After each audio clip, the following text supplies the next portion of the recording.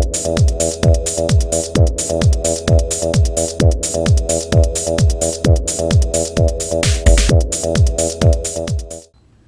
there folks, today I'd like to take a casual peek into the Tron Legacy Deluxe Light Runner vehicle set by Spin Master. This set was first released in October of 2010, and I was able to find this set a day early on September 30th at a Toys R Us. They were selling it for $20.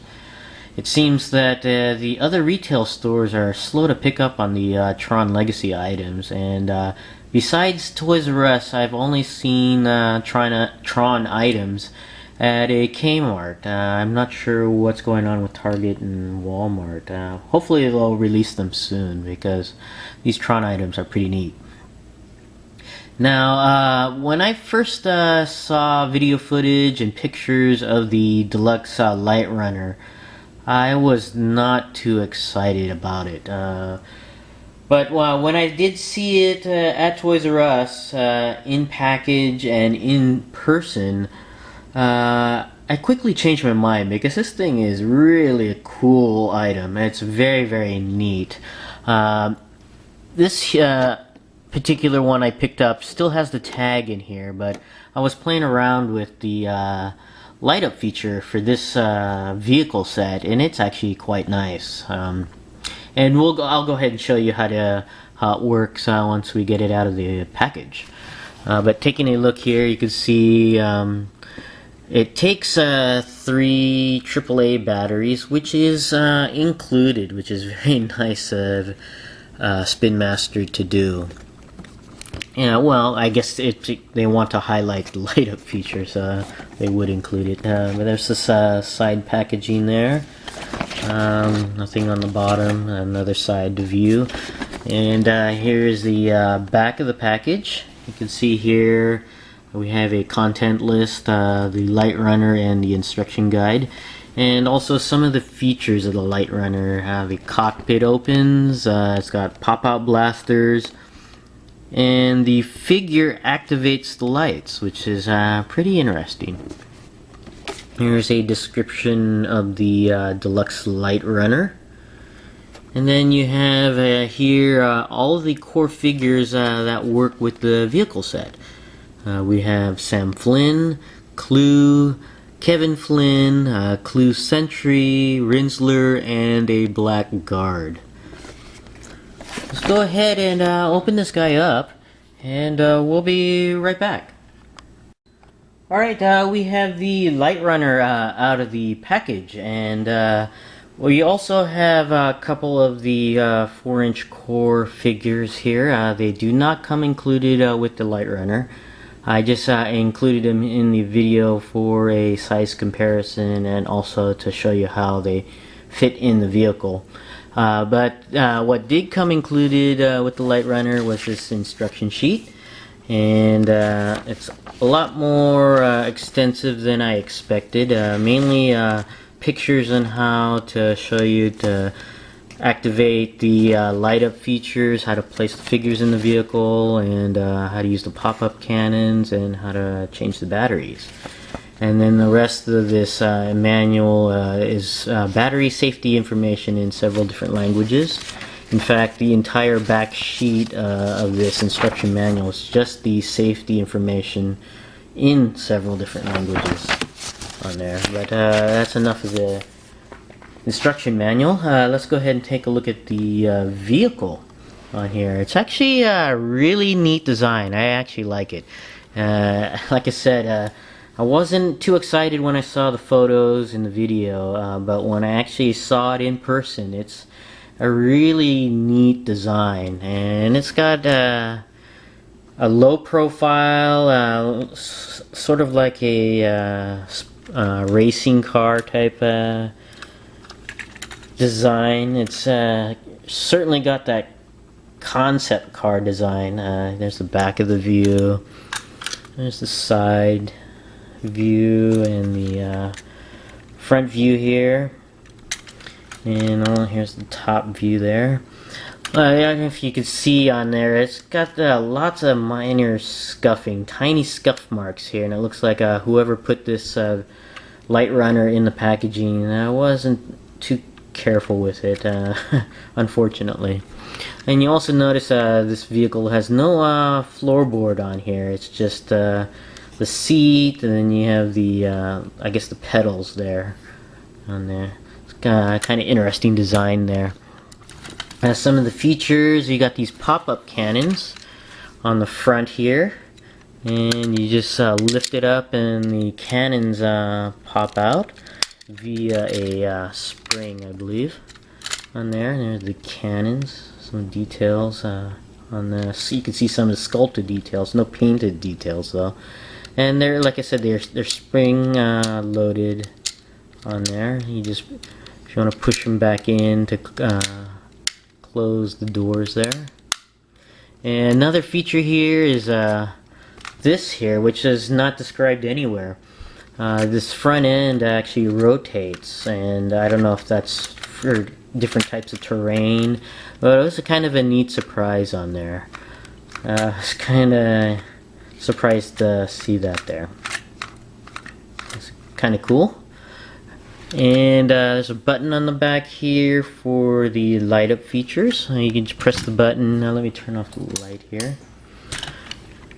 You press the button and it lights up. And it's currently in the on position. The switch is down at the bottom. There's 3 settings. You have an on, off in the middle, and the try me mode. And I actually like the try me mode a little bit better. Let me show you what it looks like in the try me mode. See, I like how the lights move in a wave-like pattern. It's kind of neat. I think it's a lot better in the try me mode than the on position. Let me show you the light up in the front on there. It's kind of cool. And let me show you the back. So I think that's pretty neat, and it also lights up along the length of the Light Runner there. So that's kind of cool. Now the Light Runner does open up right here for the driver and passenger, but it's interesting to note, you can see some of the detail inside that both seats have a steering column on there. And there's also a little, looks like a controls or display in the middle of the Light Runner as well. And you can see some seats, lowered seats down here underneath. And let me go ahead and get one of the figures here. This is where I have a major problem with this Light Runner, unfortunately, and this is really one major problem with this. Everything else is alright, but it looks like there were 2 separate teams who designed the core figure and the vehicle, and it looks like these 2 teams did not communicate with each other or coordinate the designs for each product with each other, which is unfortunate. Let me just go ahead and get the figure here in a seated position. Now the one of the features is that the car lights up when you put the figure in the Light Runner. And let me show you here on the, you can see in the back of the seat there are 2 sockets, and those sockets are supposed to hook up to the back of the figure. Where the disc is at, or the button for the light up feature on the figure. Now, as I said earlier, it seems like two different teams designed each of these, and it looks like they did not communicate with each other, because when you get the figure in the Light Runner, and I haven't figured it out. I don't know if there's some secret way of doing it, but I doubt it. But there is no way you can get the figure in the back of the figure into that socket. The button or the disc behind the figure is simply just too high, placed too high on the figure to fit into the socket. Either that, or they did not design the seat low enough for the figure to sit in it. And no matter how hard you push down on the figure into the seat. Let me get his legs. There's just simply no way you can get it into the socket. The lower you put the figure into the vehicle, the more at an angle that the back of the figure is to the seat. So if they incline the seat back more, maybe it would have fit into the socket. I can't figure out any way to place the back of this figure into the socket, which is really, really unfortunate. Now, the figure sits fine in the seat. Let me just go ahead and close this over, and you can see here that Rinsler, he sits pretty well, although I got his foot there. And you can see his leg goes into the pedals there, alright. He sits alright in there. It's just that you can't get the back of that figure into that socket, which is unfortunate. So you can still use the light up feature with the button. That still works on there. So that's kind of neat. Just looks like two different teams do not communicate with each other.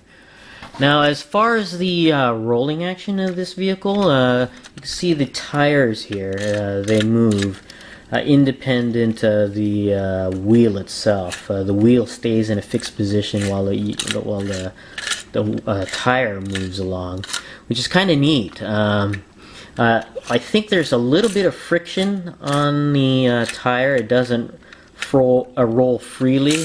It'll eventually come to a stop. It looks like there's some friction in underneath the tire with the wheel, and I don't know if that's by design, because when you roll the vehicle, it makes it like a grinding type of sound on there.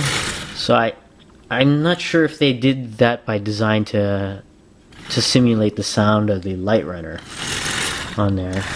So if you push it along and let it go, it'll come to a stop a lot sooner because of the friction on the tires on there. It still rolls quite nice when you push it along, but once you let go, the momentum stops short on there. So, but still, it makes this nice grinding-like sound. It's kind of neat. So, overall, I really love the design of this vehicle. It's very, very neat, and I can't wait to see this Light Runner in the movie. I really think it's pretty neat. It's just the design of the socket on the back seat is just kind of puts me off just a little bit. Otherwise, it's still a great vehicle set. I even point out the little design there, the hexagons on there. Overall, like I said, I like it. I recommend it if you're a fan of the upcoming movie or just Tron in general. This is the first four-wheeled vehicle in the Tron universe that I'm aware of, and I think it's actually kind of neat. And I recommend picking it up if you don't care about that light up feature and the socket on the back seat. So, but this is my casual peek into the Tron Legacy Deluxe Light Runner. Thanks for watching, and I'll see you guys next time.